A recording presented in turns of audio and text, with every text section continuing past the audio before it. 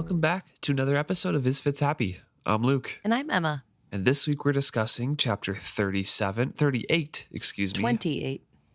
28, Homecoming. Good try. Almost got there. Just off, a little bit. Only 10 away. Yep, this is Homecoming, and the epigraph of this chapter is an excerpt from Fedrin's An Account of the Red Ship War. Fedrin is that scribe who was in the first trilogy who helped Fitz learn to read, write, and draw and wanted to take him as an apprentice. Yes. Well, that's kind of fun to see a familiar name, especially because I think besides Tom Badgerlock or Chade, we've only really been seeing excerpts from famous quote unquote famous people that we the reader don't actually know. Correct. Yeah. So the excerpt here is kind of describing the whole lead up of the OutIslands into the Red Ship War, something that we never learned during the first trilogy, and we only learn a little bit later on in this trilogy. So this is kind of our first look into the kind of the politics of the OutIslands, although not all of the nuances. Because it is a Six Duchies focused history here. I will say we did get a look at this already with a conversation of Chade in the early chapters of this book that kind of broke down a little bit more of the politics when he's talking about why they decided, or Kedrican decided to pick the Narcheska as her son's bride to be. So I think this isn't the first time we're hearing about it, but this is the first time we're hearing third party talk about it. Yeah, and I'm specifically speaking of the lead up into Keppel Rawbread kind of creating the Red Ship warriors and ships themselves, saying that the OutIslanders were united under a single war leader. Keppel Rawbread was his name. Accounts of him differ, but by most tellings he began as a pirate and raider. As both sailor and fighter he excelled, and the men who followed him prospered. Word of their successes and the richness of the plunder they claimed brought men of like minds to follow him. He soon commanded a fleet of raiding vessels. Even so, he might have remained no more than a prosperous pirate raiding wherever the wind took him. Instead, he began to take steps to force all of the OutIslands under his reign. The form of coercion he used was remarkably similar to the forging that he later employed against the people of the Six Duchies. And then he also decreed that all the ships must be read, and that all the force of his raids would be expended only on the Six Duchies, so don't harm the OutIslands. And Fedrin notes in here that the changes of that strategy and those kind of changes came about when the rumors began of a pale woman at his side. But that beginning part there, that he was a raider and a pirate, and he excelled and men flocked to his banner, is interesting because we get a little bit of that from like Ark and Bloodblade and what's the guy's name that's next to the Narcheska, her uncle, maybe Peter or something like that. But it's never really gone into depth of how great this guy was. It's more of like he brought shame onto all of the OutIslands because of the coercion he used. Right. So this is a little peek into the beginnings of he was a charismatic leader and did bring people, even though it is a matriarchal society in the OutIslands. He was a man to kind of rally behind and charismatic, and must have band together a few different clans to help them survive.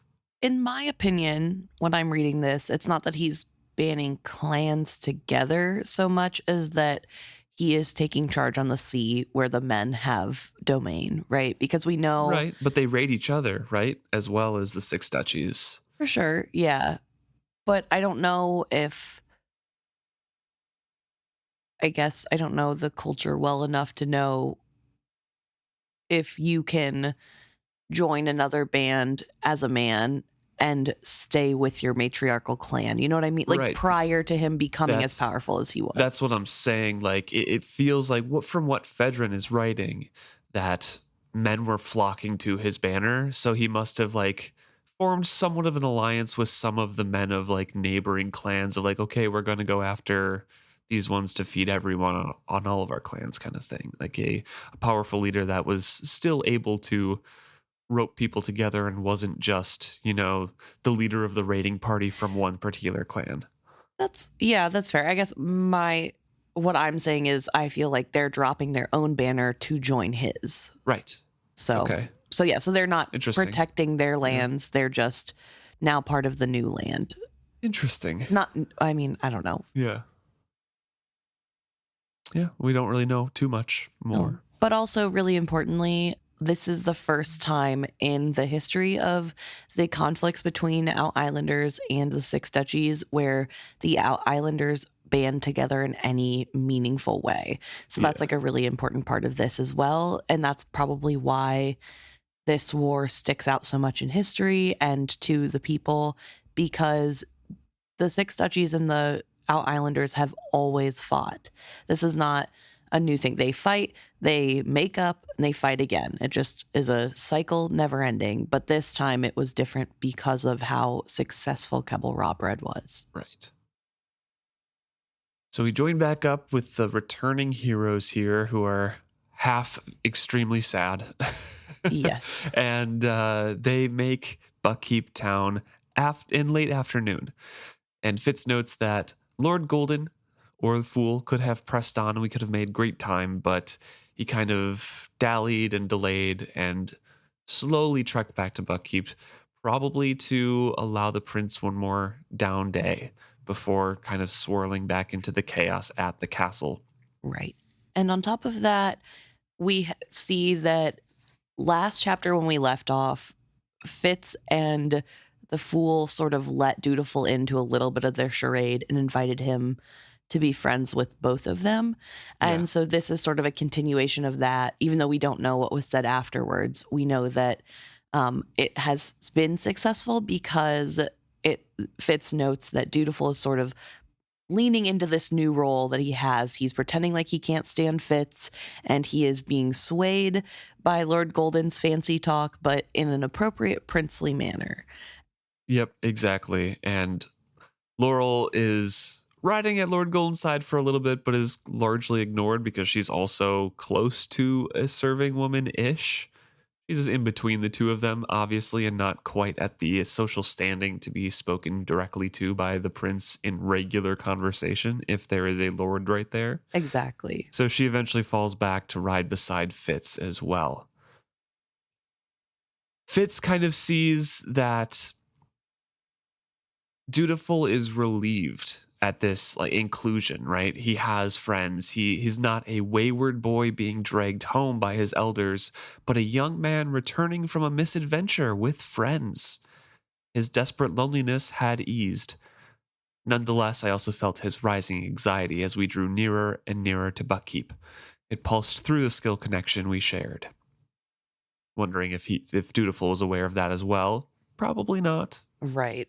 And I think this is important too because I don't recall in the next trilogy Fitz having such a strong connection with Dutiful. So I'm really wondering if we will only see this skill connection, this skill thread for a little bit longer until Dutiful learns to put up his walls, because I think that it's in this trilogy that it stops being such a direct link between the two. It's still there because it's a skill link. Part of a coterie-ish. Yes. But I think it's really interesting to read how close this connection is in these chapters. It's been brought up a lot, right? This isn't the first time, but the fact that it continues, and obviously the more he is close to the prince and the more he uses skill with the prince, the closer that bond becomes. But especially because it's not something that continues on for the rest of the books or the rest of the series, I should say. I think it's cool to sort of watch that development and know that this will not be the case forever, but for now it is. And how does that change dynamics and what does that mean for our characters? So poor Laurel is confused probably by the change in demeanor of the prince because he seems a lot more lively. He's interacting like he used to in the past, but she's used to him being a shut-in and barely, human over the last few days. So it's kind of a sudden switch here. And Fitz is like, oh, she probably doesn't really know what's going on. Well, not only that, but also we know that Dutiful is sort of aloof, it seems, to others. And so I'm sure him enjoying the company of someone for days on end is also a new sort of situation for Laurel to observe of the prince, because usually the prince isn't spending a lot of time with one specific noble or another. Fitz kind of idly wonders if she's going to maintain the connection with Lord Golden at the castle, or try to, at least, because it would raise her social standing, and she seems to like Lord Golden. I even wondered how deep his affection for her went. Was my friend honestly losing his heart to her? I considered her silent profile as she rode alongside me. He could do far worse. She was healthy and young and a good hunter. I abruptly heard the echo of the wolf's values in my thoughts. I caught my breath for a moment and then let the pain pass. So again, this is another mention that Fitz thinks the fool actually is kind of infatuated with Laurel, maybe a little bit. Right. And he also, at the start of this paragraph, said something along the lines of he can't fault her for only coming to talk with him now that Lord Golden's attention is taken up by the prince. Right. Which is sort of an echo of the jealousy that he puts towards Lord Golden for ignoring him whenever he's with Laurel. But I think it's really distinctly different, because with Lord Golden's, the jealousy towards Lord Golden, it feels more of, I can't believe my friend's abandoning me. Whereas with this, it's like, I can't believe a pretty girl's picking my friend over me. Like, I feel like that's not exactly, obviously, and I don't think it's in like a romantic way, but that is more of the vibe I get between the two, which I think is really interesting. This Fitz is extremely prideful. Yeah. Like he pretends not to be, and it's rarely quite hidden, but in this book we can kind of tell, because he's trying to pretend to be that servant and he doesn't really fit into that role really well. Yeah. Being in that servant social stature place really limits who he can converse with, and when people choose someone else over him, it hurts his feelings. Yes. Yeah. So she is there with him now, and him having this thought about, oh, well, she's, strong and young and can hunt. It sort of brings up that pain of losing Night Eyes again, because it feels so wolfish. But very specifically, I want to point out there is no italicization or like thought dropped in that feels like it's coming from Night Eyes or someone else. It's just that this is a wolf thought to have in general. Yeah. Like, he specifically says it's the echo of the wolf's values in my thoughts. Right. So it's not just that echo of your Night partner Eyes. living on. Yeah. But I do want to point it out, because I wonder if this is telling us that Fitz is trying to figure out what the loss means to him, and sort of how Night Eyes will come through going forward. And so anything that reminds him as Night Eyes could be that little scrap, because he hasn't felt it yet, and he knows that there is something that's supposed to happen when you lose your witted partner. He has been told that will happen. So I kind of read this as like maybe this is the start of the new connection that death gives. And interesting. But it's not, and we'll learn that later. Obviously, Yeah. we'll get more examples, but I didn't read it like that at all. Actually, I read it as something that Fitz has gone so long partnered up with Night Eyes that it's just kind of a natural thought that comes true to him. And he's like, it just reminds him of that loss, that immediate fresh grief. And I didn't see him searching for extra meaning in it at all, really. Okay. But Laurel is quite aware of his kind of pause and the hitch of his breath or something, and tries to commiserate and sympathize with Fitz here, but it's like all of Laurel's talks with Old Blood, or about Old Blood. There's always that like hard line of, well, you brought it on yourself kind of attitude.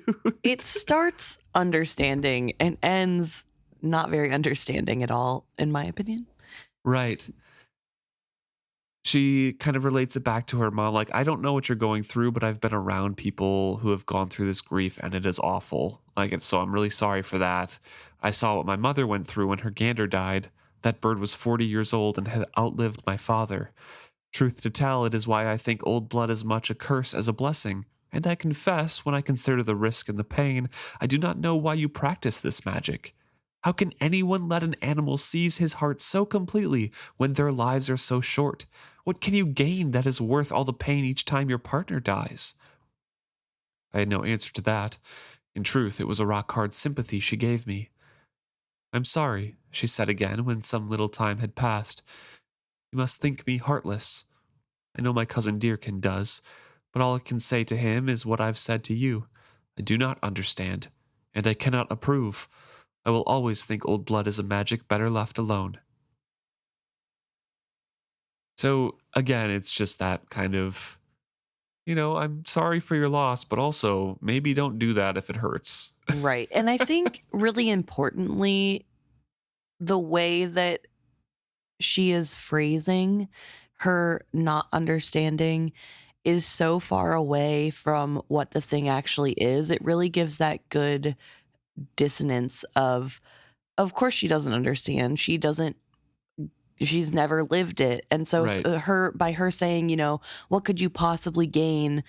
But for old blood people, it's not about a gain. You're not gaining. It's not because you get something better than you're going to receive later.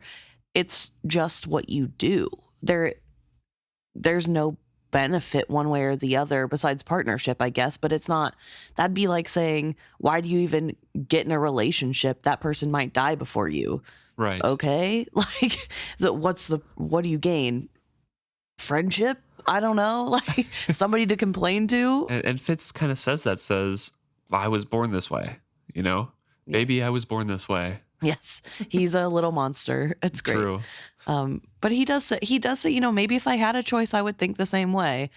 But I was born this way, so I don't know. And I think that's the best response he can give, right? Like he's not going to be able to explain it in a way she will understand, and he's not going to be able to change her mind in this little amount of time. Right. Nor does he want to, or should he have to.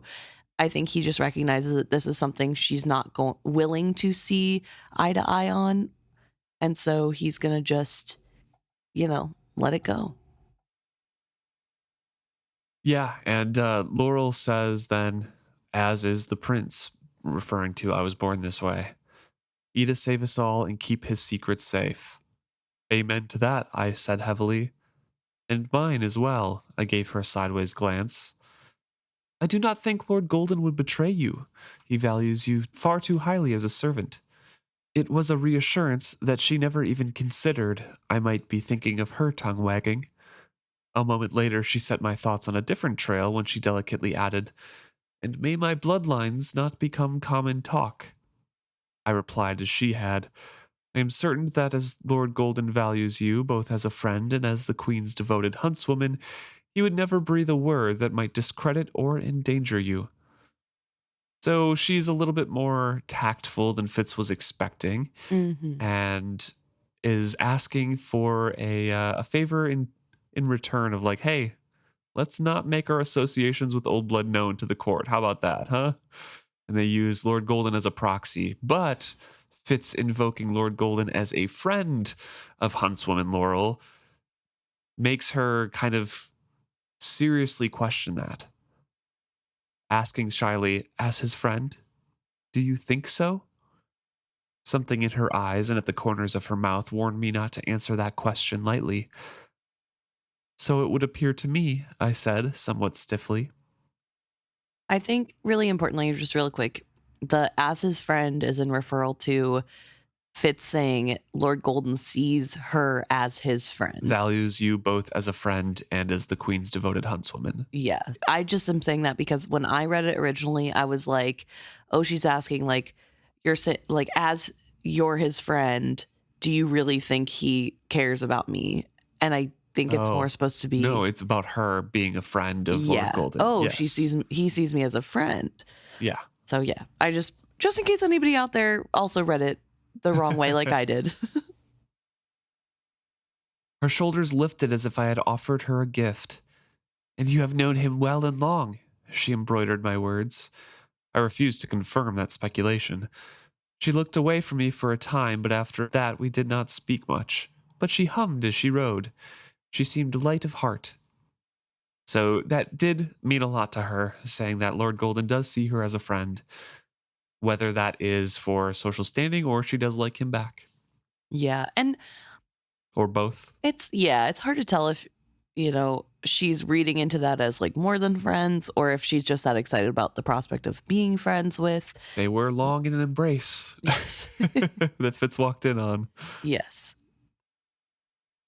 So Lord Golden is chatting on, but eventually Fitz notices that the prince's voice is speaking up less and less as they're getting closer to Buckkeep. Right. He also does mention in earlier bits of this that he doesn't know if Laurel is seeing it, but he is seeing that the prince isn't always as on as he seems. He is sort of... He's still putting on an act, right? He is putting on an act. He's sometimes trailing off, sometimes not really able to respond in a meaningful way to conversation, and Lord Golden is doing a lot of the heavy lifting.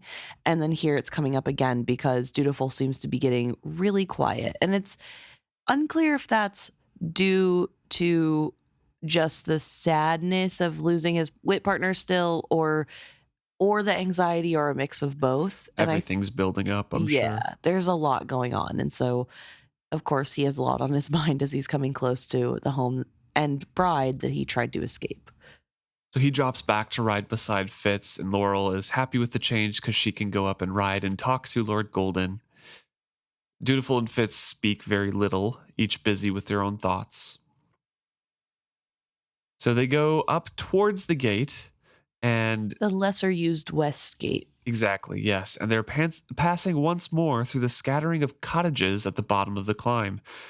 When I saw the first drape of greenery on a door lintel, I thought it was but an over-eager celebrant, because usually people don't celebrate or decorate until the day of or the day before the typical celebration that was going to happen in a few days from now. Right. So Lord Golden calls out to them, aren't you early? And the guardsman spat and laughed aloud.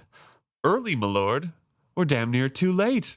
All thought the storms would delay the betrothal ship, but the OutIslanders seem to have used them to fly here with the wind's own wings.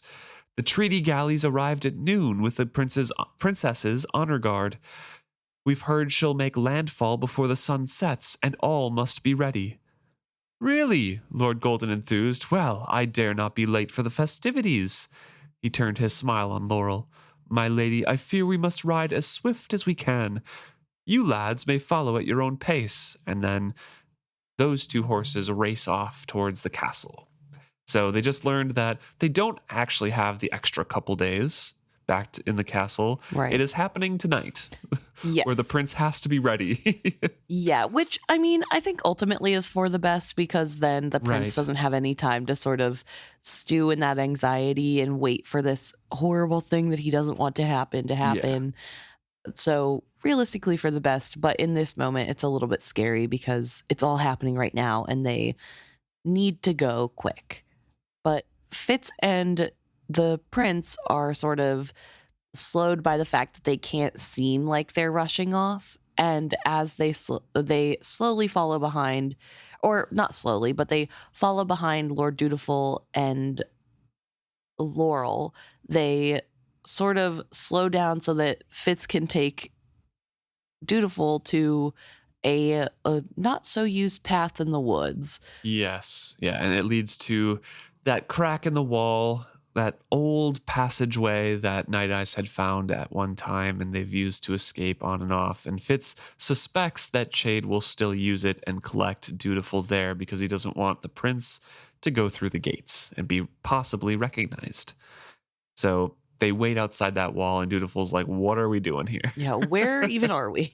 Exactly. Thick thistles still covered the old breach in the wall, but I had my suspicions, Fitz says. So Fitz says this is a place to wait. Chade will send someone for you, I'm certain. You have seen fit to spend these days in meditation, and now you will emerge to meet your betrothed. None need be the wiser. I see. What do we do now? We wait. Waiting, he sighed. If a man can become perfect at something by practicing it, I should be perfect at waiting by now. He sounded both tired and older than his years. "At least you're home now," I said comfortingly. "Yes." He did not sound glad. After a moment, he asked, "It seems a year since I was last at Buckkeep, and it is not even a full month. I remember lying on my bed and counting the days I still had before the new moon, before I had to face this. Then, for a time, I thought I might never have to face it.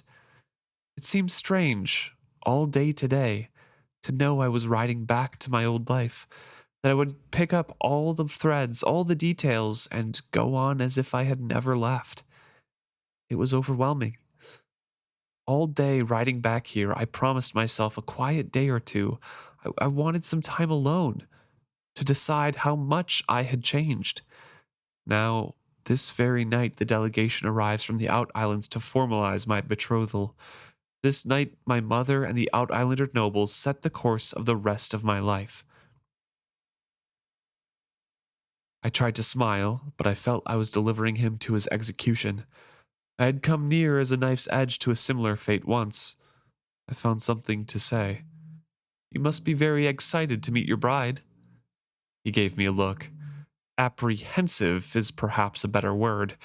There is something rather dreadful about meeting the girl you will marry when you know that your own preferences have absolutely no bearing on the situation. He gave a small, sour laugh. Not that I did so well when I thought I was choosing someone for myself. "She's 11. 11 summers old." He looked away from me. "What shall I discuss with her? Dolls? Embroidery lessons? I do not think they even teach women to read in the OutIslands, nor men for that matter." "Oh." I struggled desperately, but could think of no other words. To say that 14 was not that much older than 11 seemed a cruelty. We waited in silence. So, Dutiful's going through a lot. Yeah, and he did want those extra couple days to just chill. Yes, and sort of muse over what has happened, what has changed within him. But I think also it's really fun to see Dutiful sitting here complaining about this baby of an 11-year-old and Fitz trying not to be like, "You're also a baby." Yeah, like, "Okay, little kid, sure. You man who has perfected patience with your wise time on this earth." Now, this is a plot point in the next book, but I believe she is 12 years old, correct? Because they wait a year to see if they survive before they start counting age or something like that. Yes, yeah. It's sort of like an almost 13. Like, she's like, "Oh, I'm not that young." yeah. They count years differently in the OutIslands. So she is technically, to the Six Duchies standards, 12. Yeah. And she's turning 13 soon. I guess technically 12 in her own age. Right. But yeah, so they're really not that far apart in age. It's definitely not the worst age gap we've had in this series, so I'm certainly not going to say anything about it. But yeah, and this feels more, I don't know, to me personally feels a little bit better because they both are, tweens basically. And it's arranged. It's, I don't know, it's not, yeah. It feels very, neither of us really wants to be forced into this marriage from both ends, not one of them pursuing the other. So that's a good change of pace, I guess. But it is, sort of a lighthearted moment in this, that ultimately these are the struggles of a teen boy who admittedly has a lot on his plate because he's not just a 14-year-old boy. He is the heir to the throne of the Six Duchies. Yeah. And the Mountain Kingdom. So there's a lot on his plate. And I think it's more to the fact of losing the choice of who he would pick. And it is scary, right? He doesn't know anything about this girl. He doesn't even know what she looks like. How does he know that they're going to get along? And it's funny to hear him say, "I don't even think they know how to read over there," because it goes back to that sort of, oh, the OutIslands and the Mountain Kingdom, they're barbarians compared to us Six Duchy people. Whereas, Bingtown people are like, they're barbarians up in the Six Duchies compared to us. And then everyone in Jamalia, like, they're barbarians out in Bingtown. Yes. So I think there's something kind of humorous that in that through line of everybody thinks their town is the most sophisticated and a well-to-do town or a culture or whatever. So, yeah.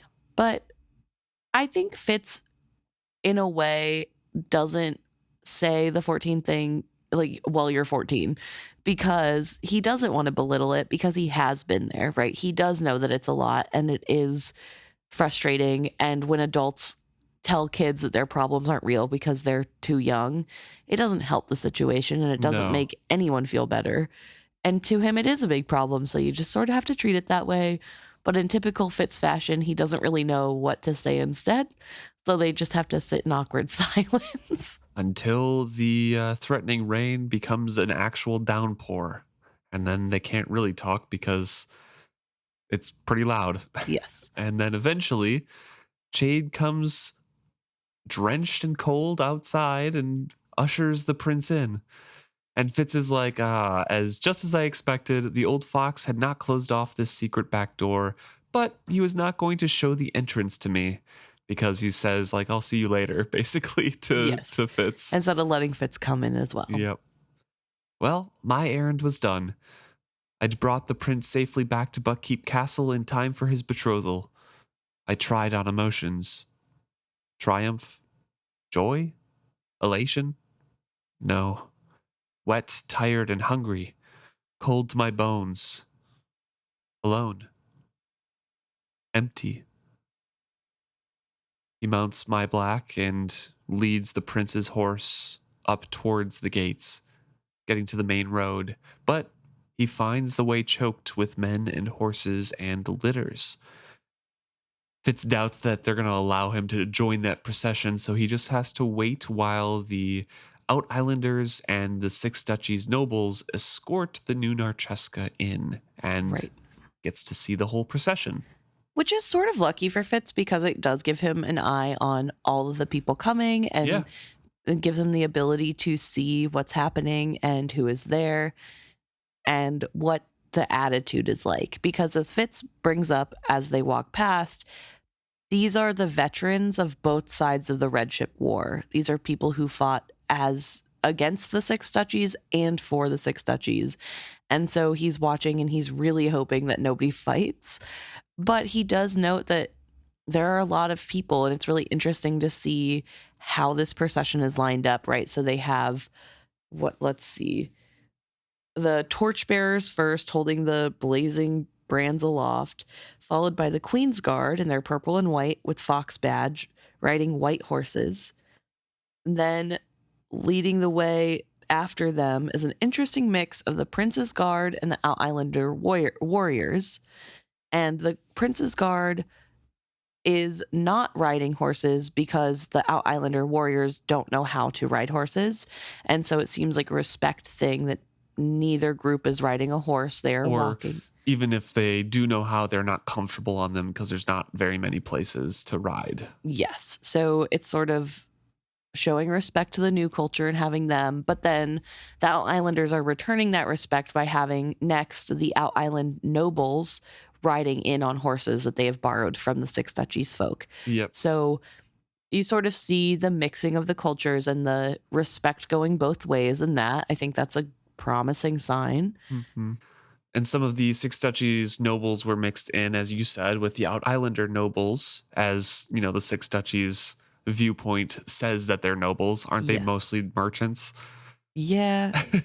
It's So Fitz doesn't really recognize most of them except by their badges, their houses, and maybe some of their facial features. He might have known some of their parents. Says the Duke of Tilth was younger by far than I had expected him to be, and there were two young women bearing Baron's insignia, and though I recognized the stamp of their bloodlines in their faces, I had never seen them before. And of course, Duke of Tilth is the husband of Starling, and the Burns family would be related to who he was originally betrothed to, I assume. Yeah, I believe so. Because it was like the daughter of the Duke of Burns or whatever they call him. Yeah. And then the litter of Prince Dutiful's betrothed came. It floated like a tethered cloud, immense and white, borne on the shoulders of the king's best. The young noblemen who walked beside it bearing torches were wet and spattered with mud to the knee. The flowers and garlands that draped it looked battered by the wind and rain of the storm. It would have seemed an ominous omen, this storm-tossed litter, but for the girl inside it. The curtains of the litter were not drawn against the wind's rough kiss, but thrown wide. The 3 Six Duchies ladies within looked drenched and much aware of how the rain dripped from their coiffed hair and soaked their dresses. But in their midst sat a little girl reveling in the storm. Her inky black hair was long and unbound. The rain had sleeked it to her head tight as a seal's fur, and her eyes, too, reminded me of a seal's, immense and dark and liquid. She stared at me as they passed me, her teeth white in an excited smile. She was, as the prince had said, a child of 11. She was a sturdy little thing, wide-cheeked and square-shouldered, and obviously determined not to miss a moment of her journey to the castle on the hill. Perhaps to honor her intended, she was dressed in buck blue, with an odd blue ornament in her hair, but her high-collared overblouse was of fine white leather embroidered in gold, with leaping narwhals. I stared back at her, thinking I had seen her before, or met someone of her house, but before I could snag the memory, the litter was borne past me and on up the hill, and still I must wait as the rain spattered down around me, for behind her came more ranks of her own men and ours to honor her. So there's a couple things in there that I highlighted, and one, the last thing, was Fitz kind of remarking, oh, I feel like I've seen her before. Yes. And that's something that we had discussed when Prince Dutiful had found that pendant on Other Island, and I believe we were thinking that the prince insisted that he looked like the medallion and Fitz didn't see the resemblance, but this seems to... Well, Fitz, I think later still says he doesn't see the resemblance. Okay. He thinks it's a boy's fantasy, but I think this proves that there is resemblance because he does say that here. Okay. Do you have that description pulled up? I do have the description. It was the image of a woman. We stared down at the proud face. The artist had given her black eyes and let the dark gold shine from the tone of her skin. Her hair was painted black with a standing blue ornament crowning it. The draped garments bared one of her breasts. Bare feet of dark gold peeped from beneath the hem. So a blue ornament in her hair. Long black hair, dark eyes. Dark eyes, yeah. And the prince said she's beautiful right after that. So I think he'll be pleasantly surprised. Eventually. But yeah, I just thought it was really interesting that even down to the blue ornament in the hair. Yep. So of course the prince is going to immediately recognize that. And I think that's what they do talk about whenever they talk about it, is like, it's her. And Fitz is like, I guess.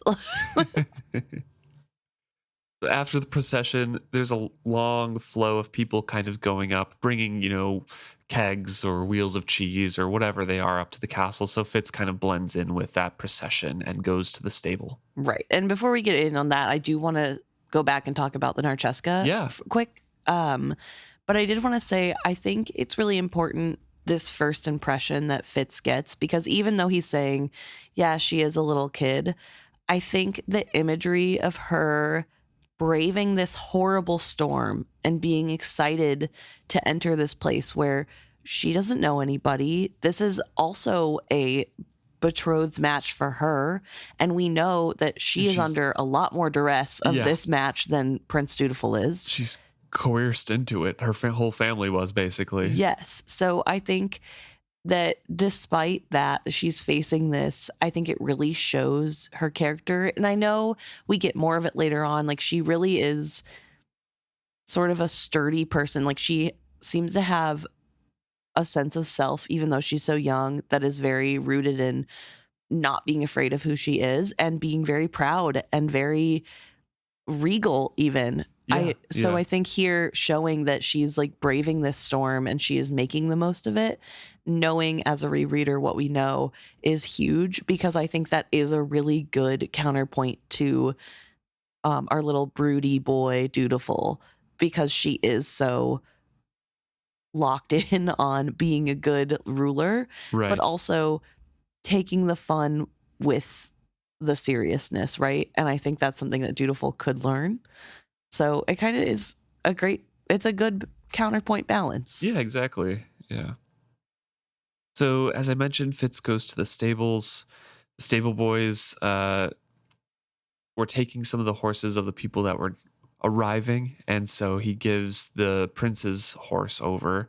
And remember, this is just a horse that the piebalds let him take, or the old blood let him take from the piebalds.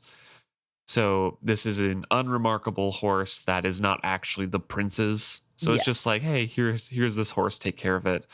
But Fitz wants to take care of my black himself. And maybe it's risky because he could see Hans, because Hans is the stable master right now. But the stable boys direct him to the old stable, which is the stable of his youth, where he grew up in with Burek. That's where all the servants' horses are stabled now. And kind of that repetition, that coming home, the simple sounds of all the animals around really soothe Fitz, and it's kind of what he needs to get back to Buckkeep. I was cold and wet and tired, but here in the Buckkeep stables, I was as close to home as I had been in a long time. All had changed in the world, but here in the stables, all was very much the same. As I trudged across the busy yard and went into the servant's door, the thought followed me. All had changed, yet was much the same in Buckkeep. And that is sort of, I think, such a peaceful thought for him, and sort of endearing that in this moment he has lost Night Eyes. He has completed a job. He doesn't really know where he's going next. He's sort of out in the world drifting, and he has that center point of home in Burek's stables. Right. Despite everything that's passed. And in Buckkeep in general. Yeah. With like a great attitude of things can change, but there's also a familiarity in, resuming these comfortable lives. Like we can move on and there can be change, but it can still feel like home. Yes. And I think this is big as well because prior to this, I mean, yeah, he's talked about his home in the cabin, but that more felt like a hideout in a way, whereas home was always with Night Eyes, where Night Eyes wanted to be. Right. And then here we actually have home being a place, which I think is kind of big. He enters into Buckkeep and he describes how it's packed. There's so many people. There's so much noise and people getting ready for the frivolities and the parties. And he's looking around, reminded of being dressed up on occasions like this and pitying the young lordlings who have crazy fashion. And he's just glad he has homespun fabric on his back so he can move freely. And he remembers in his youth that he would have been expected to be at these things, being around with Verity and Kettricken at the head of the table and him kind of close by making small talk with ladies of the court and eating these delicacies. And he's caught up in all of these memories that he almost goes up the stairs to his old chambers and then catches himself and heads to Lord Golden's instead. He taps before he enters, but obviously Lord Golden is not there. It is a mess around the room of discarded shirts and strewn about jewelry, and Fitz is like, okay, so he had trouble deciding what to wear. He picked up what he wanted, and now I need to clean up. Yeah, and interestingly, the first thought he has is, I better tidy this, which is what his role is as a servant, but he doesn't think of it as a servant thing to do. This isn't a role he's playing, but also he is so bad at it because he's just shoving shirts and shoes in the different specifically saying wedging 2 shirts back into his wardrobe and packing 2 others into a chest and shutting the door upon the clothes and heaped shoes. Yes. So as he's like, oh, I better put this to right, he's not cleaning. He's just sort of shoving things out of sight, which I guess. He glances about. The pleasant room suddenly seemed terribly empty. I took a deep breath and yet again explored the space in my mind where the wolf was not. Someday, I told myself, it would feel natural for that place to be empty. But just now, I did not want to be alone with myself. I took up a candle and went into my own dark chamber. All was exactly as I had left it. I shut the door firmly behind me, worked the catch, and began the weary climb up the narrow stairs to Chade's tower. I had half expected to find him waiting there for me, anxious for my report. Of course, he was not. He must be at the festivities below. But if Chade was not there, the rooms welcomed me all the same. He finds that a tub has been left out, a large kettle of water steaming on the hook, food was set out, the same dishes the nobles shared below, and a bottle of wine. 1 plate, 1 glass. I could have felt sorry for myself, but I did note that a second comfortable chair now rested beside his near the hearth. On that chair was a stack of towels and a robe of blue wool. Chade had left out lint and bandaging as well as a pot of smelly salve. In the midst of all he undoubtedly had to tend to, he had thought of me. I reminded myself of that, even as I knew he would not have hauled the buckets of water up here on his own. So, he had a servant, or was it his apprentice? That was still a mystery I had not yet solved. Yes, Chade has thought of Fitz. Yeah. Knows that Fitz would kind of go to this area here and left him a wonderful meal of the same foods as below and a bath. Do you think Chade knew he would be there, or do you think he was hoping he would go there? I think knew, or at least strongly suspected, because that's what he trained Fitz to do, you know? Yeah, that's fair. But also took care of his creature comforts. Yeah.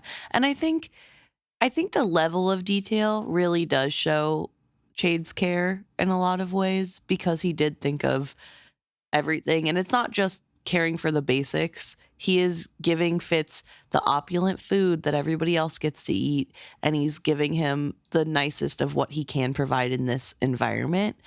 And I think that's really sweet. And I also find it a little bit endearing that once again we have that Fitz jealousy flare up where he's like, he a little bit is like, oh, I didn't think Chade wouldn't be here and leave me alone, but also he does have a job. So yeah.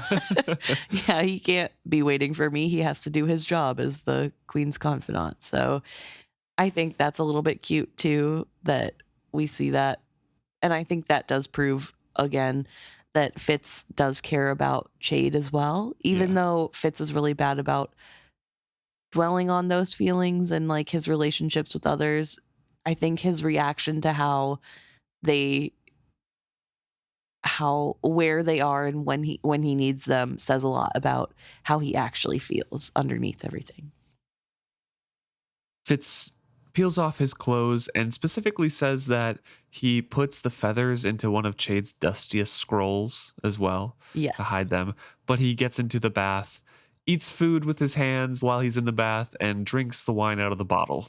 Yes, this genuinely sounds like a great time. He just had a pretty horrible week and a half, and he's soaking in a tub with a feast, and nobody's around. That a little bit sounds great to me.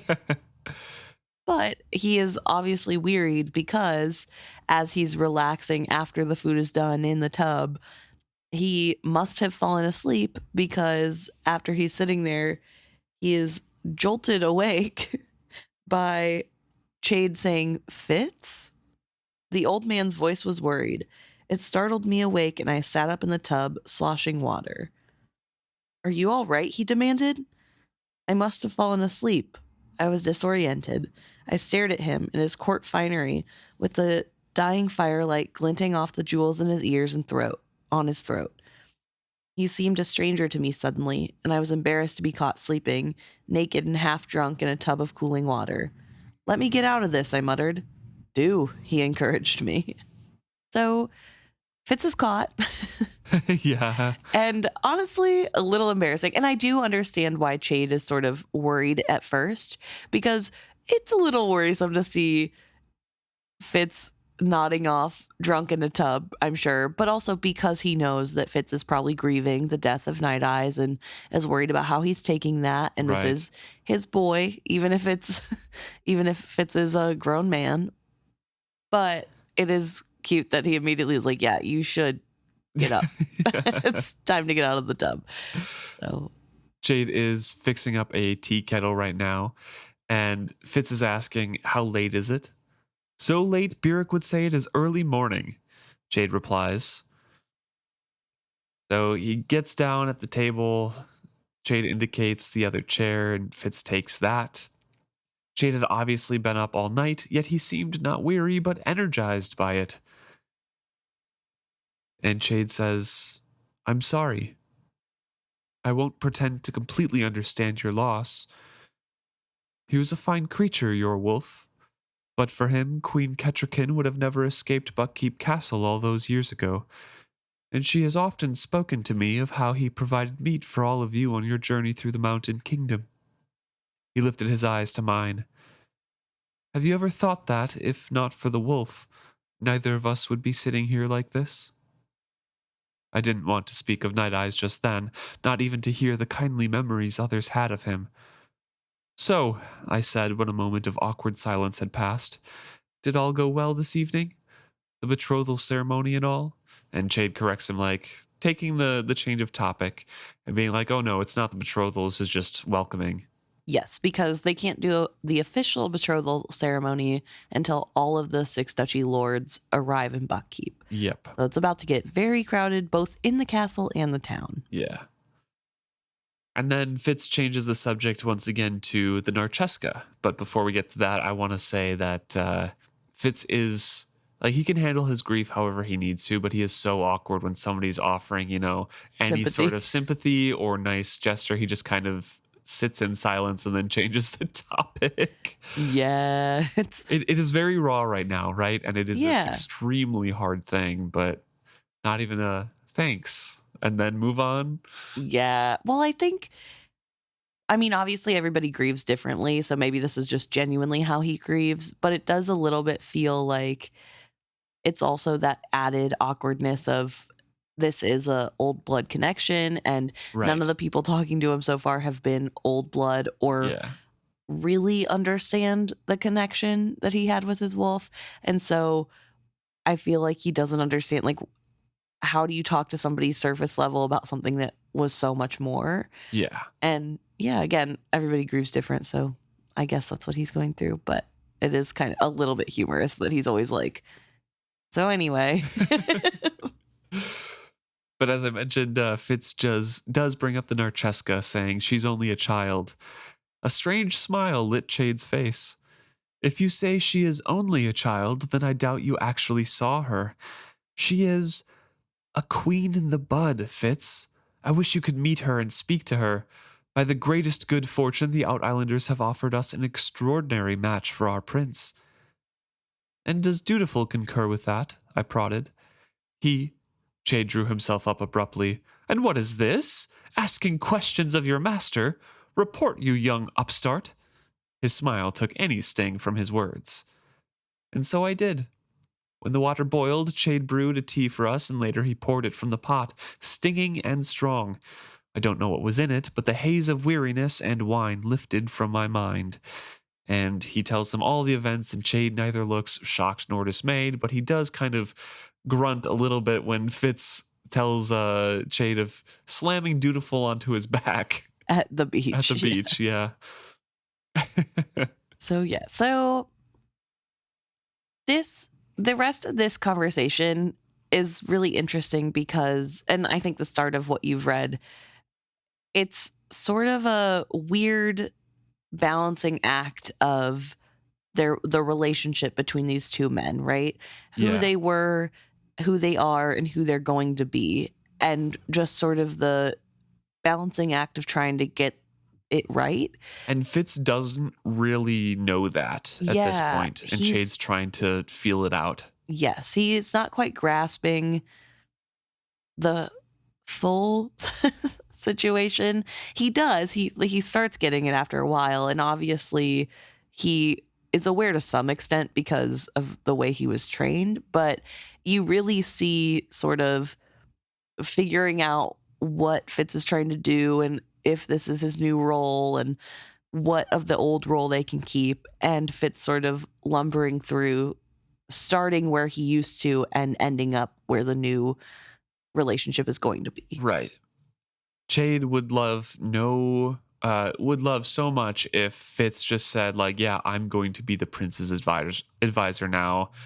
You deal with the queen, I'll be the spy master and teach the prince or whatever. Yes. Like, that's our new roles. But Chade knows Fitz will never do that, never say that, and has to kind of feel out what's going on. Yeah, and I think that actually shows a lot of respect from Chade's perspective. Yeah, that it's not how Fitz does things. No, and he's not asking Fitz to fully take over what he does and fully become him.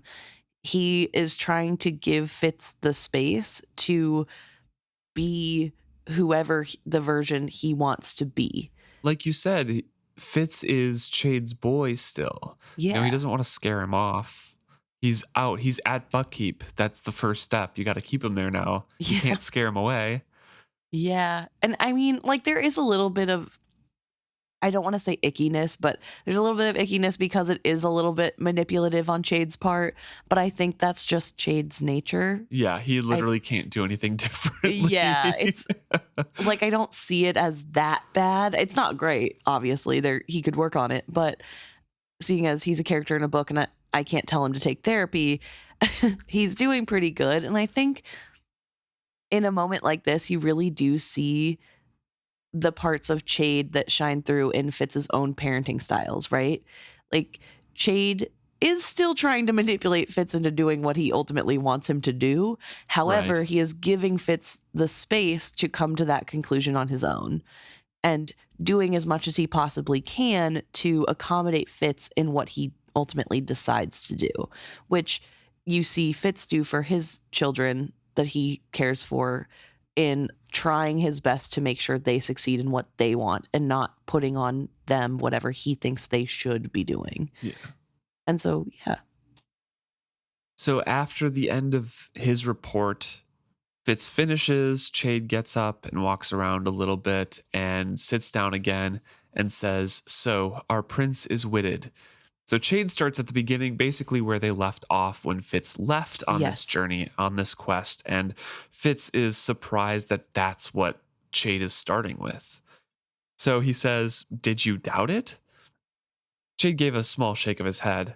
I had hoped we were wrong, that these old blood folk know he carries that blood is a knife in our ribs. At any time, the piebalds could choose to drive it home simply by speaking what they know. The Brisingas will bear watching, I think. Ah, yes, that Queen Kettrican will ask Lady Brisinga to take a certain young woman into her household, a girl of good blood but poor prospects. And I shall look into Laurel's family connections as well. Yes, I know what you think of that, but we cannot be too careful where the prince is concerned. A damn shame you let the piebalds ride away. And then Chade goes on to say, like, I know you couldn't do anything about it, but still, it sucks that they're out there. Yeah, it's worse. And it's not even just that there are a few piebalds still out there, but also a dozen old blood that also know for a fact. Yep. So it's not even just the piebalds anymore. It's now all old blood that we have to worry about. And I think this is really, it really shows once again sort of the prejudice happening against old blood that is underlying in the Six Duchies. And it's something that we don't see a lot because we're in Fitz's point of view and he is old blood and his feelings are usually the only ones we get to see about it. And his are nuanced. I mean, we do see obviously Burrick's hatred towards his own kind, but that feels different because he is also old blood. Why do you think it's prejudice? From Chade here. From Chade here? I think because he is looking at the old bloods as a problem. He's sort of grouping them all together. There's not a real acknowledgement that there's a difference between the piebalds and the old blood, besides calling them by different group names, but he's treating the threat the same for both, right? Like, I would argue that Chade would do that no matter who it was, though. Well, sure. I don't know if that's necessarily prejudice against it. It could be. Well, I didn't think it was necessarily prejudice against old blood in general, but more of like that is how Chade's mind works, that anybody would be a problem and you need to treat them as the worst case possible. Right. But I think there's also a lack of acknowledgement from Chade in this moment, especially of what maybe brought them to this point, and more just like this fringe group of people, we can't catch a break with them. Okay. Instead of being like, okay, we've neglected this group, how do we fix our relationship with them? He's immediately thinking to, how do we spy on them harder to make sure they don't let loose any secrets? You know what I mean? Yeah, sure. Makes sense to me. Fitz is a little disheartened to hear Chade plot right away, but also understands that's who Chade is. And Chade asks, like, can we buy them off, basically. Talking about old blood. And Fitz points out the obvious of, why don't you just treat them better? Yeah, he says you can't do it with gold. Actions might keep them content. Do as they ask. Show goodwill. Have the queen move more strongly to protect the witted ones from persecution. She already has, Chade replied defensively. For your sake, she has spoken out, and more than once. Sixth Duchy law forbids any witted one to be killed simply for being witted. Other crimes must be proved. And has that law been enforced? It is up to each duke to enforce the laws within his own duchy. And in Buck? I asked softly. Chade was silent for a time. I watched him nod briefly on his lip, his eyes staring into deep nothing, weighing. At last he asked, do you think that would content them? Stricter enforcement of the law within Buck Duchy? It would be a start. He took a deep breath and sighed out. I will discuss it with the queen. It will not take much urging on my part. In truth, I have played the opposite role up until now, urging her to respect the traditions of the folk she has come to rule, for traditions? Murder and torture as traditions? She bestraddles an uneasy alliance, he finished more strongly than he had begun. Since the end of the Red Ship War, it has been a juggler's trick to keep the six duchies in balance. It takes a light hand, Fitz, and the sense to know when to take a stand and when to let things go. I thought of the smell that hung near the river and the cut rope left hanging from the tree. I think she had best decide to take a stand on this. In Buck. In Buck at least. Chade covered his mouth and then pulled at his chin. Very well, he conceded, and for the first time I perceived that this had been me negotiating with him. And then he reflects that he hadn't done it very well because he hadn't realized it was a negotiation. Yeah. And then who had he expected to speak up for the old bloods besides him, I guess? I wished I had been more forceful. Then I reflected that I still could be when I spoke with Queen Kettrikin. Right. So there's a couple things in there, the last of which is that Fitz has decided he will speak with Queen Kettrikin about all of this. Right. And I think even just it's big that he is choosing to take up arms against this or for this cause. Yeah. Yeah. That he, up until this point, has sort of been feeling like he's an outsider. He shouldn't have a say. He doesn't need to step in the middle of this. He doesn't know anything. He's not going to be of any help. And now he's realizing, well, if he doesn't do it, who's going to? And he actually is in a really good position to speak. Yeah. And I think that's big. But I think this talk with Chade points out more of that, what I was talking about earlier, his own prejudices that he's not even aware of. Like, I don't think Chade is being malicious against old blood people on purpose. Yeah. But just to casually call the murdering of a person for being different a tradition, I think I'm with Fitz of being like, tradition? Like, that's the tradition you want to keep, is murdering people? And his flippant way of like, well, we said it's illegal. Well, clearly it's not enough. And it's not fixing the problem. We talked about that too in the previous chapters. Yes. How the old bloods kind of brought that up, like, yeah, sure. Yeah, this queen is so much better. Right. And I acknowledge that in those, I was like, okay, we're being harsh on the queen. She's trying. But, she could be doing more. And I also know that it's not necessarily Queen Kettrikin's fault that this is all happening. And it's clearly from the behest of her advisor to take things slow.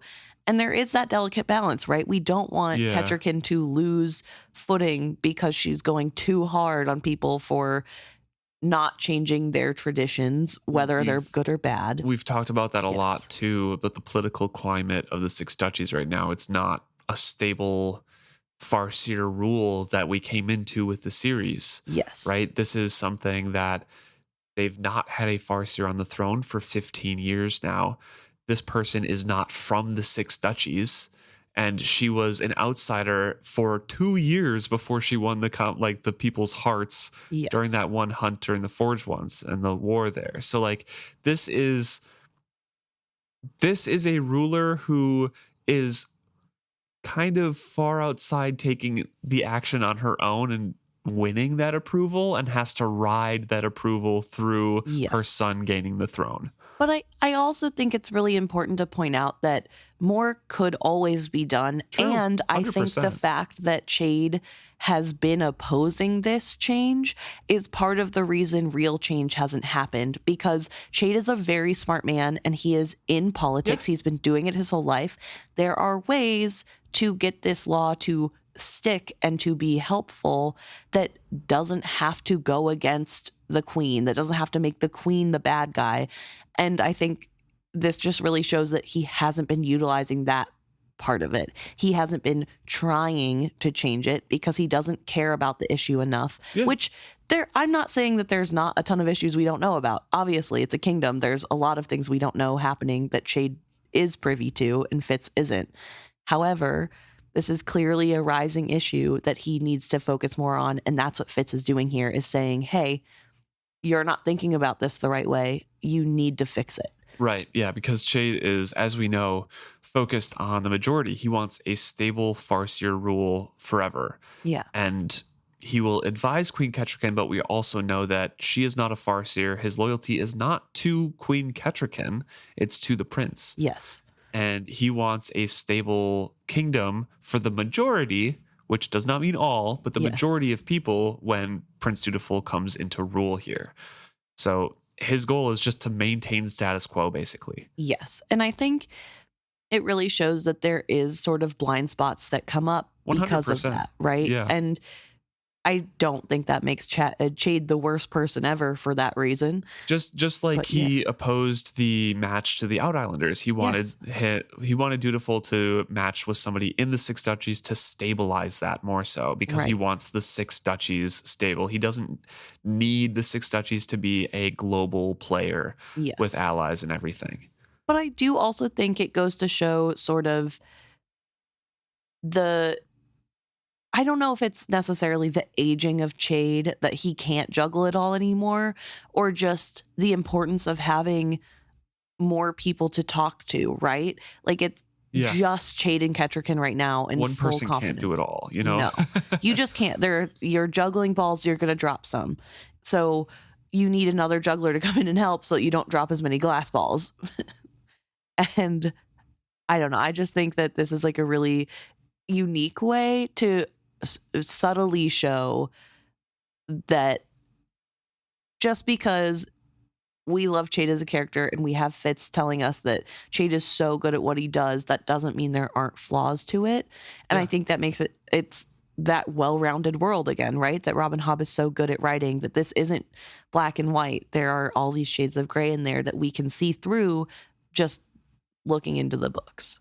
And then on the other half of this is what you brought up before we started reading this section, is that Fitz is slowly learning that he's actually like negotiating or playing on an almost, not quite, even field with Chade here. Right. It's not just a report from an apprentice to a master. Yes. So this is that first inkling that Fitz kind of gets like, oh, okay.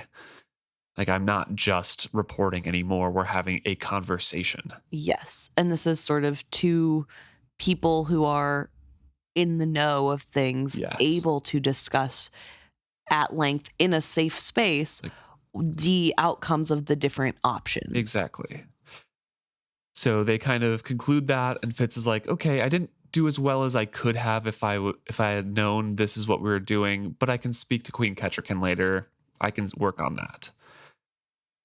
And then Fitz asks Chade here, so what did our queen think of Prince Dutiful's bride?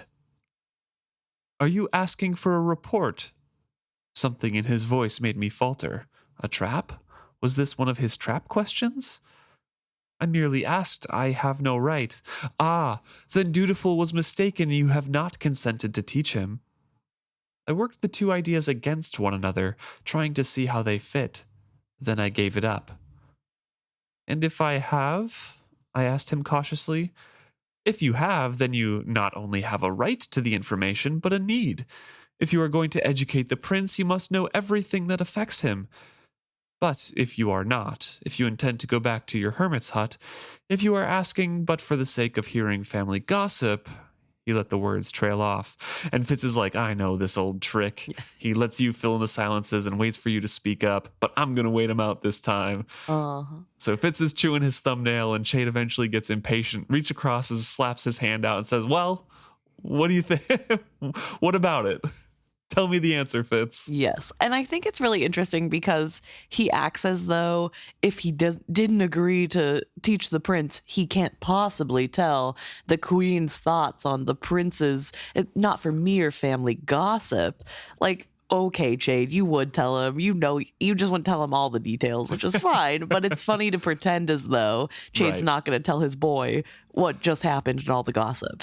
But again, Chade wants to know where Fitz stands on this, right? Yes. He wants from Fitz's own mind of like how involved he's going to be. Yes.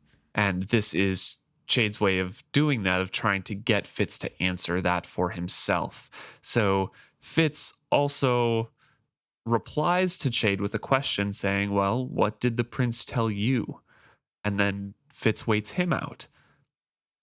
And eventually, Chade admits, nothing. I was but hoping. Oh, old man, I warned him, shaking my head. Then I found myself smiling despite myself. I thought the years had rounded your corners, but they haven't. Why are you making it like this between us?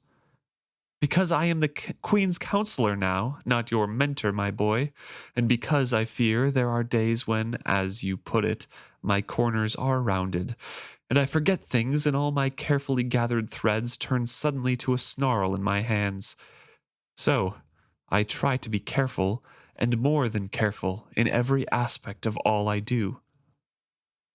What was in the tea? I asked suddenly, and Chade replies like, some new herbs I'm trying out. They're in the skill scrolls. No elf bark, nothing that would harm your ability to skill at all. But as always, they will come with a cost, and we will be asleep this afternoon. But for now, we are refreshed and invigorated. Yes, but he specifically the wording is, but at a cost, as you've already surmised, all things have a cost, Fitz. We both know that.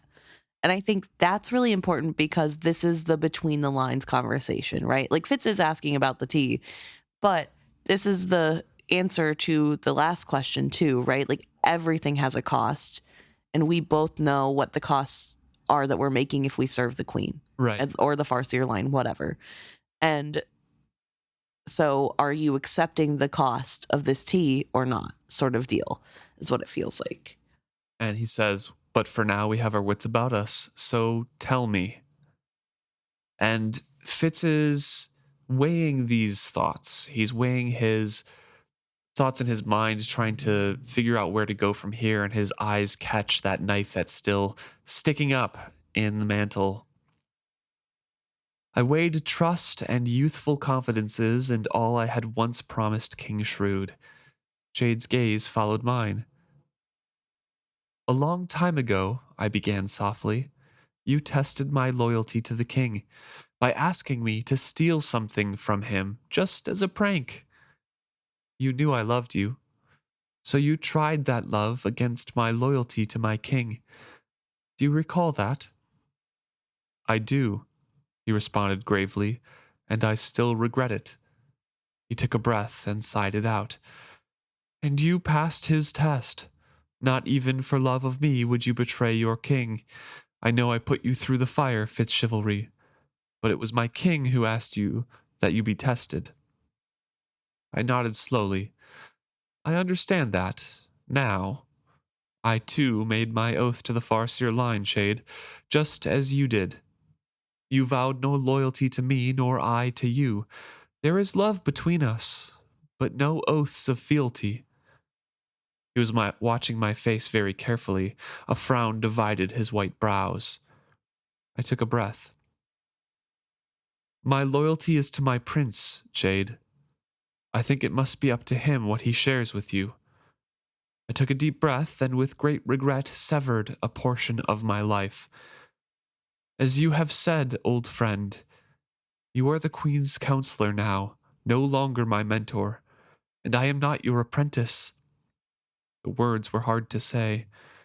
The prince will decide what I am to him, but I will never again report to you about my private words with my prince, Chade. He stood, quite abruptly. To my horror, I saw tears welling in his sharp green eyes. For a moment his mouth trembled, then he walked around the table, seized my head in his hands, and bent down to kiss my brow. Thanks be to Ida and El both, he whispered hoarsely. You are his, and he will still be safe when I am gone. Chade returns to the table, pours more tea, wipes his eyes, and then looks back and asks Fitz, Very well. Shall I report now? This is a very, very, very important conversation, but it's not like the final conversation they have about these roles, right? This is, once again, a Chade test, even though I don't think he would phrase it as a test. Right. It's to know Fitz's mind. It's to know where Fitz is at.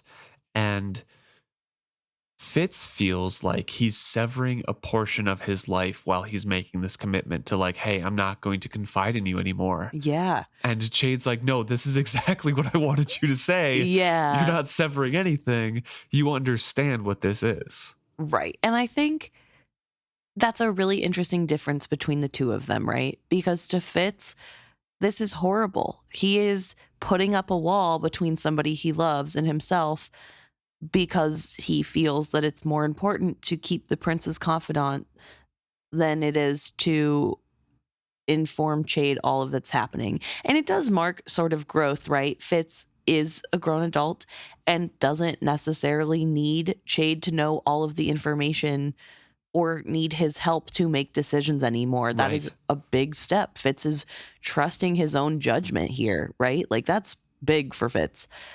But also to Chade, that is the natural progression. This is obviously like as an apprentice, you outgrow your mentor and you hopefully become their equal or at least their peer. And I guess, which isn't equal, but you hopefully become at least as skilled as they are, if not more so. And so to Chade, this is just confirmation that everything that was done to Fitz in his childhood was sort of worth it because he is becoming exactly what they needed him to be, which is a tool for the Farseer line. And he is willing to put that Farseer line ahead of his relationships once again, right? Yes.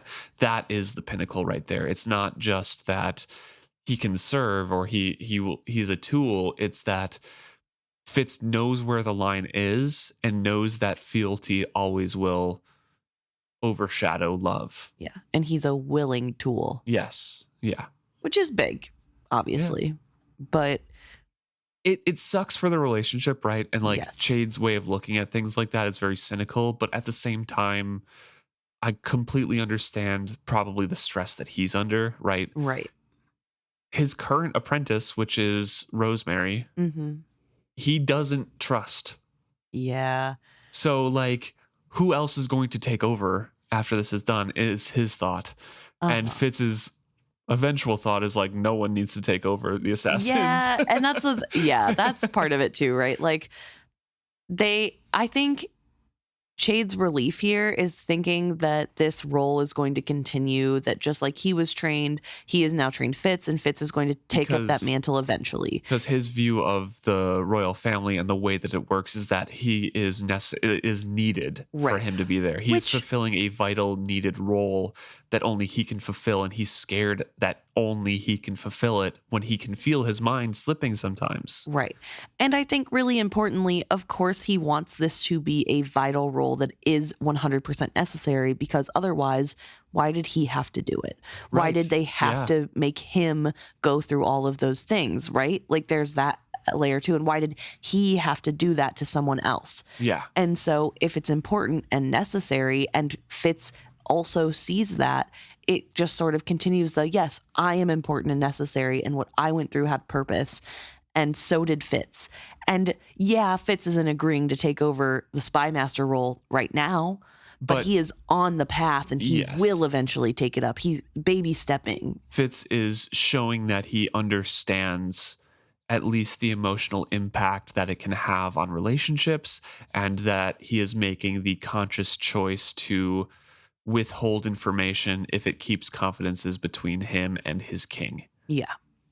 So, which is extremely important. Yes. Yeah. And I don't know. I think it's sad to me that Chade has to feel this way and never really gets over that way of thinking. He can't seemingly separate the fact that, like, maybe what was done to him wasn't right, and that doesn't mean that it makes him less of a person or bad. I think he just never really gets over that.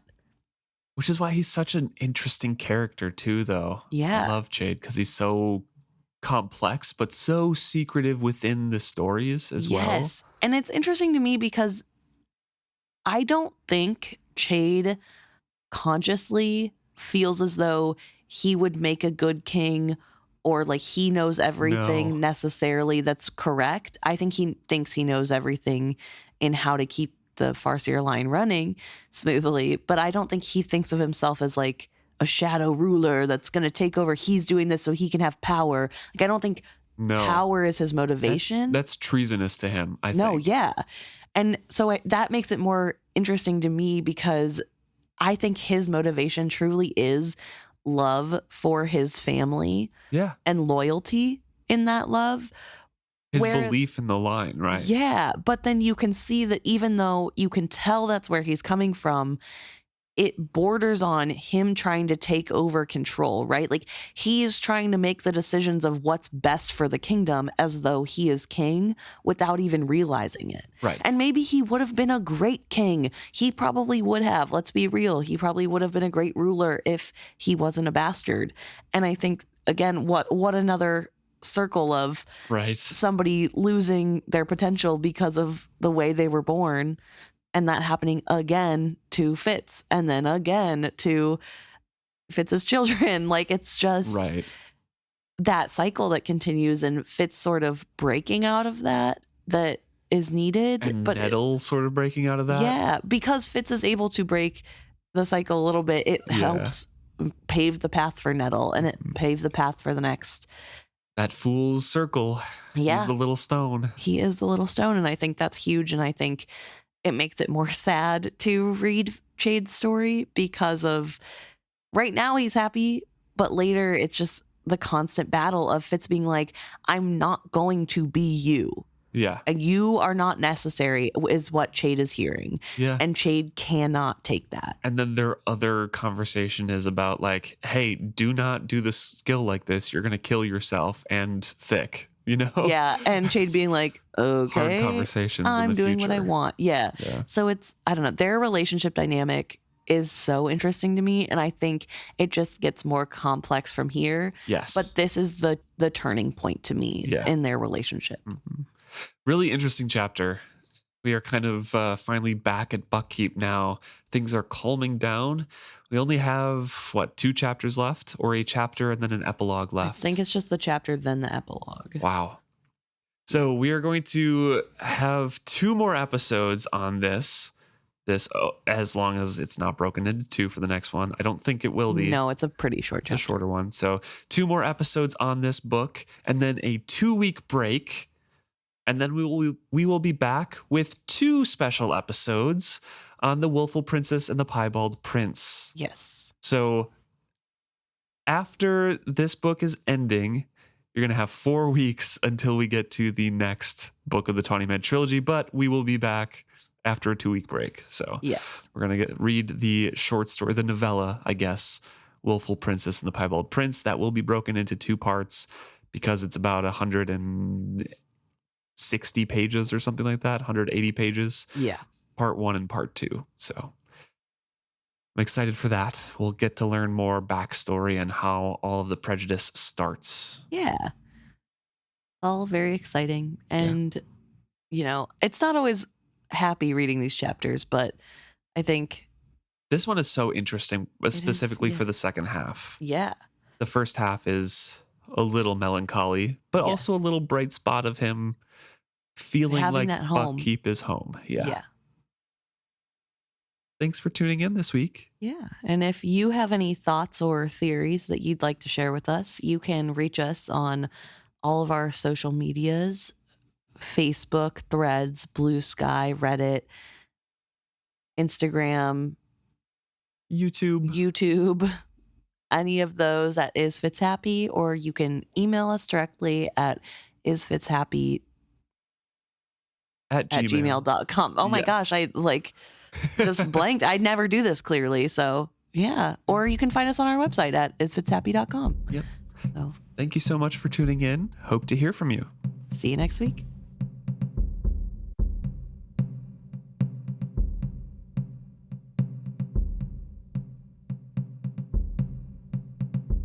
All right, time for the best part. We are going to talk about what you guys brought to us. But before we do, thank you so much to everyone who has supported us over the last little bit here. Special shout out to Anna and Neva, and thank you so much, Ted, as well, for supporting us on Ko-fi. We really, really appreciate everything that you guys send us. Yeah, thanks so much.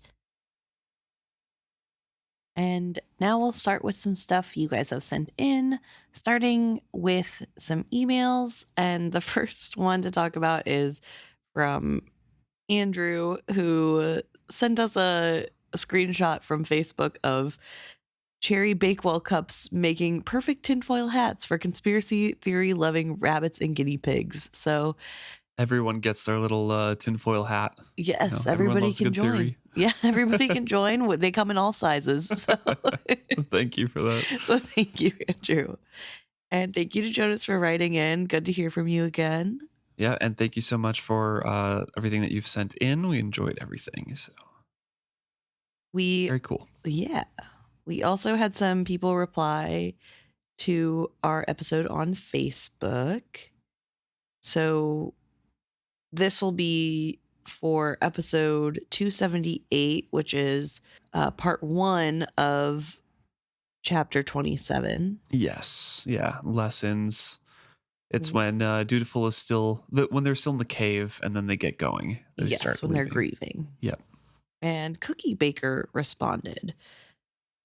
Yeah, the first comment here, we had a little brief mention about Galen and I think skill in general. And Cookie Baker responded kind of saying some of their theories about Galen because they had thought in depth about that character during the rereads. And their thoughts is that Galen is extremely paranoid about other people possibly being more skilled than him because of what was done to him by chivalry. So that's probably contributing to the way that Galen chose to train people up.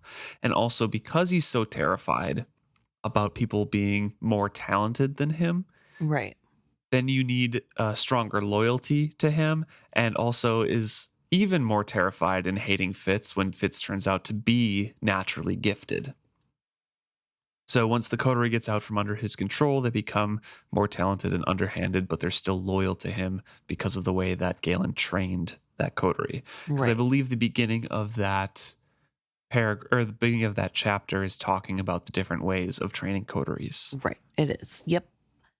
And I think that's a really astute thing to point out is how paranoid, I guess, Regal, or not Regal, sorry. Well, Regal too, but how paranoid Galen is and how he just really is scared for his own safety in this moment, which is fair. He did get skill commanded and also is a bastard child of the queen. Right. So, yeah. From before she was married to the king. So I can only imagine what that was like. Yep.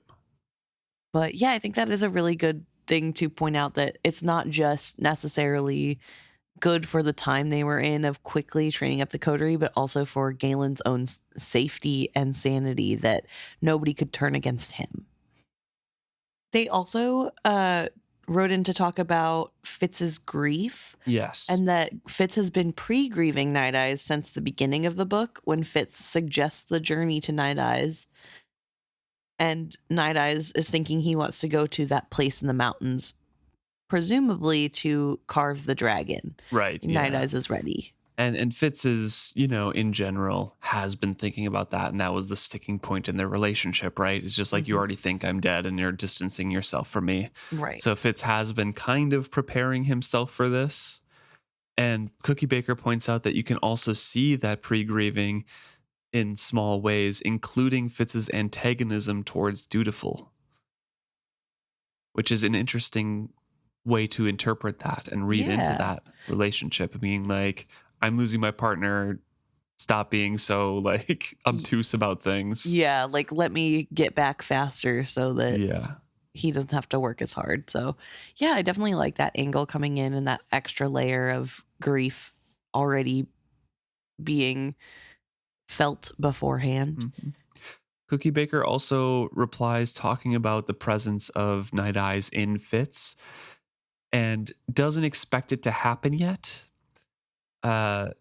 As Black Rolf warned, if they both live in the same body, one will eventually dominate the other.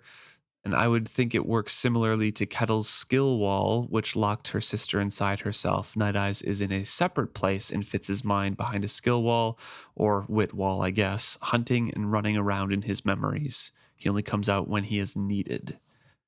Which is an interesting way to look at it as well, that some piece of Night Eyes is living in there, and if there were no walls, they would kind of war against each other. The consciousnesses would.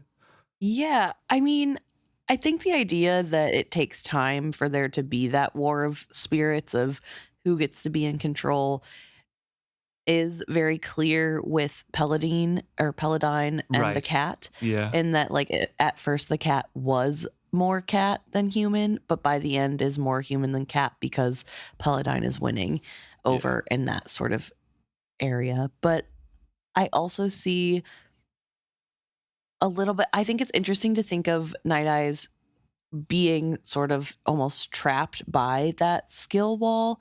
And that's how he is so fully in Fitz and able to go over to be. I like the idea that skill wall, not wit wall, because it's one of those magics that Night Eyes wouldn't have. Right. And so it would probably be most effective. That's fair.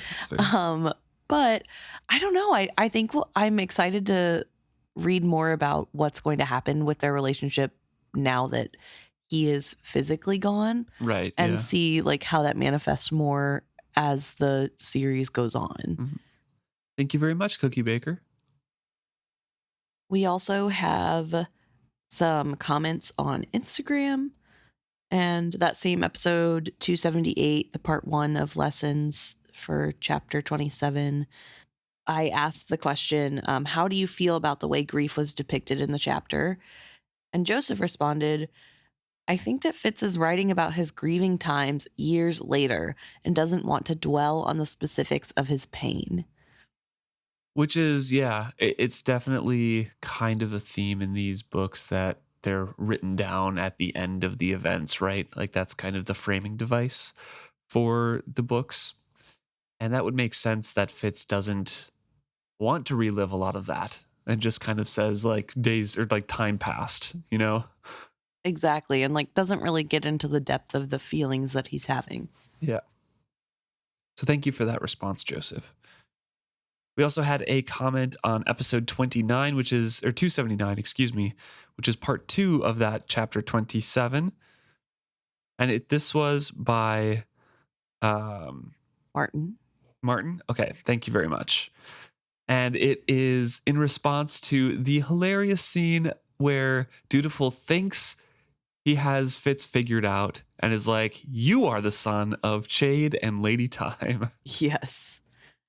Martin says, the idea of Fitz being a son of Chade and Lady Time is one of the funniest moments in the whole series. The idea itself is hilarious, paired with Dutiful's I gotcha vibe, gets me laughing loud each time. Which I would agree, it is so funny. I love that scene so much. I love that he really thinks he got Fitz here. Like, I know exactly who you are. Yeah, exactly. It's very good. It's a very good time. So thank you, Martin, for that. We also got some messages on Instagram, and this one is sent in by Nardos.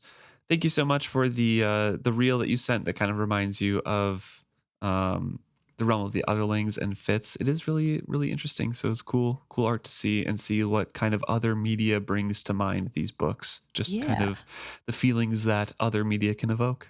Yeah, it's definitely fun to see how Robin Hobb leaves a lasting impact on her readers by making us think of Fitz, even when Fitz isn't there.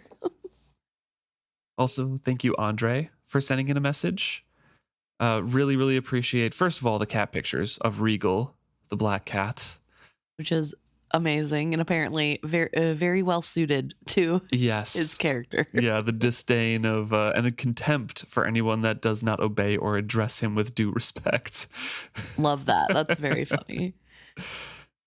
So thank you very much for writing in and sharing your thoughts with us. Yeah. We also got a message from Peculiar Ponies saying that they survived the Night Eyes episode by going on a hike with their emotional support pony, only to let it to get hit with emotions when Fitz told Starling about Night Eyes' passing. So grief hits us in many ways. Yes, yeah. Caitlin also messaged us about episode 277, chapter 26. So we're going back in time a little bit. Struck by the parallel between Fitz believing Burrich killed Nosy and Fitz actually killing Dutiful's cat. I wonder if part of Fitz's reluctance to teach Dutiful about the wit is to give him space after this traumatic event, or partly because he feels like he was never truly taught the wit himself, since Burrich refused to do so. So again, revisiting kind of why does Fitz not want to touch on the wit at all? And that's an interesting parallel there of just like, I shouldn't involve myself in that because I caused such a traumatic event using the wit. Yeah, and I shouldn't be the teacher. I do think we do see a pattern of Fitz not being able to grasp other people not thinking the same way he does sometimes, which whomst among us hasn't. But I think especially in this of why would Dutiful be able to get over Fitz killing his bond animal so quickly? Like, he obviously is going to need time. I would have needed time. I'll give him that time, even though Dutiful is a completely different person and does not actually want or need that time. Right. So I do like that idea of the whole, like, well, if I was Dutiful, I wouldn't want to do this, so I'm not going to. Especially because we just had the last chapter that this episode is talking about how Fitz is now sort of taking up the helm of like, hey, we should treat witted people better. So it seems like he has sort of come to some sort of inner peace on being witted himself. So yeah, I don't know. We'll have to look for it more, see if there's any hints either way. Mm-hmm. Very cool. Thank you very much. We also got a message from Gil talking about the satrap. Satrap and satrapy are real things coming from the Persian Empire, kind of like the governors of a province. In the Wikipedia article, it says, the word came to suggest tyranny or ostentatious splendor, and its modern usage is a pejorative and refers to any subordinate or local ruler, usually with an unfavorable connotations of corruption. So it kind of does remind us of the satrap. And then also, Gil wanted to know if Robin Hobb thought of Saw from Saw plus Trap and equaling satrapy. So I don't know. It could be definitely. Thank you very much, Gil. Those are cool backgrounds to those words. Yes. Oh, also Gil points out that El is the Hebrew word for God. So corroborating what was sent in before too. Yes. So thank you, Gil. Thank you very much to everyone who sent on messages on Instagram. I believe the last thing we did have was a message or a comment on our Blue Sky post from Vale and Hollow or Degenhart, who corrects us. And I believe I mistakenly said that a score was probably 14 days or 20 days. You said a fortnight was 20 days. There it is. And that is a score of days. You got them mixed up. Well, now I've been corrected twice. Once for misspeaking and once for the incorrect information. Yes. Thank you, Degenhart. Yeah, I was mixing up a fortnight and a score. Yes. I thought that he might be wrong, but usually Luke is right more often than I am, so I didn't even think to correct him because I was like, maybe I don't know what a fortnight is. So thank you, Degenhart, for proving me correct. Next time I might say something. Yeah, next time do say something so we know you're not lying of being correct. I would never. No, but actually I did think, I thought it was 14 days, but I don't know. Whatever. So thank you. And then also Degenhart had a great comment for the past episode, 279, in reference to Fitz turning down Starling to sleep with her, saying that Fitz's bedroom game must be top level for Starling to throw herself at him again and again. Man, that woman is so self-centered. It makes me angry every time. So, yes. Starling always, gets the blood pumping for sure. So, always very funny. And I love that aspect of Fitz because, of course, he would never brag about something like that. So, although, Fool does try to refute that later by saying it wouldn't be worth the wait. So, I guess we'll never know. Thank you, Degenhart. And thank you, everyone who writes in. It's always very fun to hear from you, whether you're correcting us or giving your own tinfoil hat theory or just agreeing with me. We love reading it all. Thank you guys so much for writing in. We can't wait to hear from you next week.